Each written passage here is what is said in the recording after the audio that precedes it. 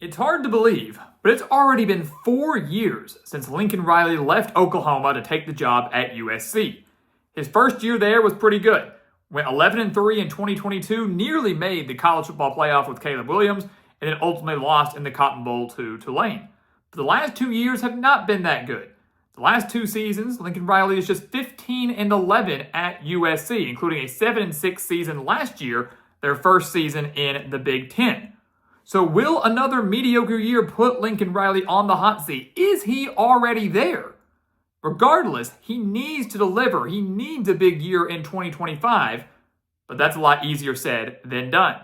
So welcome back to the Gridiron Expert, guys. We're ready to talk some USC football as we get closer and closer to the start of this college football season and closer to the start of prediction season as well, where we will predict every game for every team, including the USC Trojans. As always, please continue to like, comment, subscribe. Check out everything down in the description below. That includes our website, thegridironexpert.com. That's home to our weekly newsletters that will be starting up here in just a few more weeks. Home to our expert picks, which have consistently been some of the best spread picks in the entire country, not just for college football, but for NFL as well. Tons of exclusive content there to help you get through this offseason and content that you're going to want to take advantage of once the season officially starts in August. So again, go check it out. Become a member of our GE Nation today. So let's do a little bit of a recap first before we kind of look ahead to 2025. Let's look at what went wrong in 2024. USC goes into the first year in the Big Ten. They're there with Oregon, they're there with UCLA. There's some other Pac-12 counterparts that made that move to the Big Ten.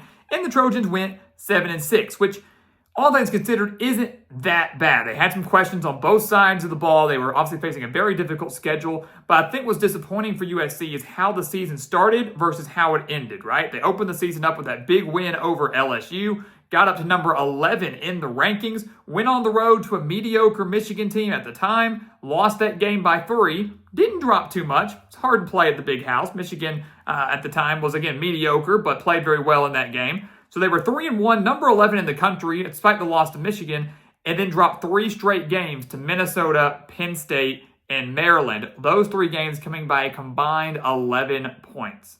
Combined 11 points, including that 3-point overtime loss to Penn State. They had the miraculous comeback in the season finale, or say the bowl game, I should say, against Texas A&M, literally scoring in the final seconds to win that game, down by, I believe, 17 at one point, and ultimately finished, again, 7-6. But again, the Trojans could have been so much better, right? 7-win team, not too bad. 5 of their 6 losses were by 7 points or less. 4 of those losses were by 5 points or less. So many one-possession games where USC just couldn't close the deal. The only loss that was by more than 7 was a 49-35 loss to Notre Dame, the national runner-up. And keep in mind, that game was very, very close towards the end before some late interceptions by Notre Dame, some pick sixes and things like that at the end that helped them pull away. But regardless, USC played solid football, but was unable to close it out when it mattered the most. Now you look ahead to 2025. They've got a solid quarterback in Jaden Mayava, who kind of busted onto the scene. Took over the starting job from Miller Moss, who is now gone and transferred out to Louisville. Mayava has a lot of hype surrounding him, showed flashes of brilliance last year. I think will play fairly well in 2025. Another full year, knowing he's going to be the starter, a year in Lincoln Riley's system. I think it's going to work out well for the Trojans. His top 2 wide receivers do return. Jacoby Lane is back after over a 500-yard year last year and 12 touchdowns. Mekhi Lemon is back, 764 yards, 3 touchdowns last year. And then they add a guy that maybe not a lot of people know about outside of USC, and that's Wayman Jordan at running back, who was phenomenal at the junior college level last year, over 1,600 rushing yards and 20 touchdowns.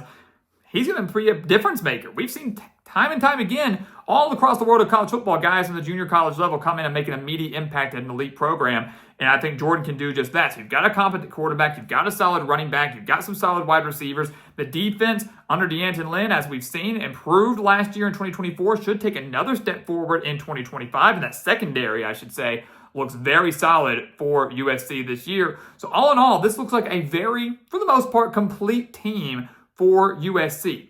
It looks like a team that can take a step forward, can be better than they were last year. And keep in mind, if the ball bounces their way a couple more times last year, we're not talking about Lincoln Riley maybe on the hot seat. We're not talking about USC being a disappointment. We're talking about a team that could have won, as many as 9 or 10 games in 2024, and maybe we're viewing this team as a playoff contender. So maybe USC, in a way, is flying under the radar a little bit because last year's record was a little bit lackluster, but they do have a lot of talent, and they've got a pretty good schedule to go along with it.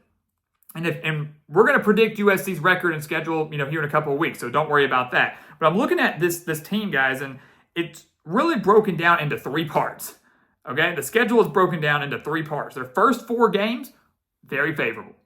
Missouri State, Georgia Southern, at Purdue, Michigan State. If you're a USC fan, anything less than 4-0 after that is a disappointment. They will be favored in all 4 of those games. They should win all 4 of those games. Right? So a 4-0 start would have the Trojans in the rankings. If they're not already in the rankings to start the year, they're getting excited. Maybe visions of the Big Ten championship, or again, you don't even have to win the Big Ten championship. Don't even have to make the Big Ten championship to make the playoff now. Maybe visions of that creeping into their head. It's the middle part of the schedule that will make or break their season. The next 4 games after those first 4 are at Illinois, Michigan, at Notre Dame, and at Nebraska.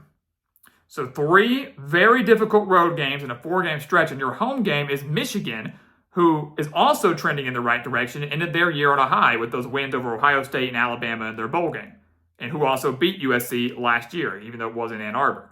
So you're looking at a possible 4-0 start, but then if you look at that, USC probably is going to be an underdog, I would say, in maybe 3 of those games, maybe 2.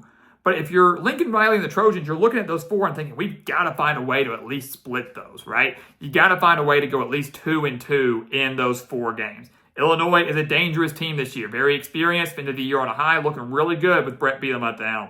We talked about Michigan. Notre Dame in South Bend, always extremely tough, and the Fighting Irish, once again, will be a playoff contender. And then on the road at Nebraska, not an easy place to play, and the Cornhuskers, a lot of talent coming back as well. And then their final 4 games, a little bit more favorable. Northwestern, Iowa, at Oregon, and then UCLA.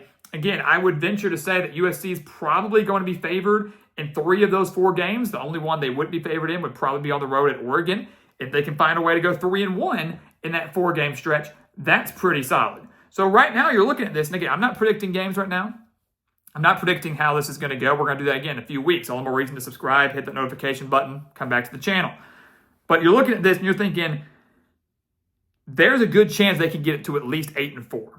If they start strong with that 4-0 start, even if they only win 1 of those middle 4 games and then win 3 of the final 4, again, 3 of them are at home, Northwestern, Iowa, and UCLA, and I'd say the Trojans are probably better than all 3 of those teams right now, you're looking at 8-4. Meaning that if they find a way to win 2 of those middle 4 games, that put them at 9-3, right? And if they find a way to beat Oregon, or if they find a way to win 3 of the 4 in the middle. I mean, the bottom line is if 8-4 is looking like maybe the worst case scenario, I mean, I don't want to say that because you could always get worse. But if you're looking at 8-4, that means USC is 1 or 2 upsets away from maybe finding themselves in the playoff discussion, despite maybe not playing for a Big Ten championship or being in that mix maybe that late in the season. We saw that happen last year a couple of times. I mean, South Carolina was a team that kind of came on strong at the end and thought they had a case for the playoff. They didn't get in, but they were very highly ranked and could have been in. And now with the straight seeding model, that could change some things as well. You just got to find yourself ranked in the top 12 pretty much, and you're in, with the exception of that one group of 5 team that probably won't be. So regardless, you're looking at 8-4, probably thinking that's the worst case scenario if you're a USC fan, knowing now that you are 1 or 2 big wins away. The season will be defined in that 4-game stretch right in the middle of the season. Illinois, Michigan, Notre Dame, Nebraska. That will define USC season. That will maybe determine whether or not Lincoln Riley is on the hot seat, stays on the hot seat, gets let go, gets off the hot seat. That will define everything for USC this year, that 4-game stretch right in the middle of their schedule. I think they need to at least split those 4, but we'd love to hear from you. Regardless, this is going to be a very fun season and a very intriguing team to watch. So guys, as always, thank you so much for watching us here at the Gridiron Expert on YouTube. Make sure to continue to like, comment, subscribe, share our videos. Check out everything down in the description below. That includes our website, thegridironexpert.com, home to those expert picks, home to our weekly newsletters. Tons of exclusive content over there to help you get through this offseason. And of course, content you're not going to want to miss out on once the season starts. All the reason to check it out today, become a member of our GE Nation. And once again, as always, thank you so much for watching. And we'll see you next time right here on the Gridiron Expert. Yeah.